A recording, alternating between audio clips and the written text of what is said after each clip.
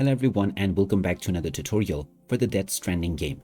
In this video, I'm going to show you how you can change the in-game language. So let's get started right away. First of all, open up the Death Stranding game on your device, and once you are taken into the main menu, click on Options. Now within Options, the sixth option is the language settings. Go ahead and click on it, and now you can change the languages.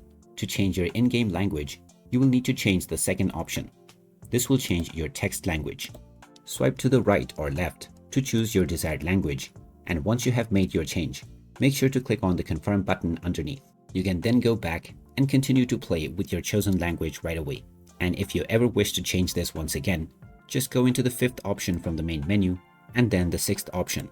Then from the second toggle, you can once again change your language. So there you have it. That is how easy it is to change the in-game language on the Death Stranding game. If you find this video helpful, don't forget to hit that like button and subscribe to our channel for more useful tips and tutorials. Thanks for watching, and I will see you again in the next one.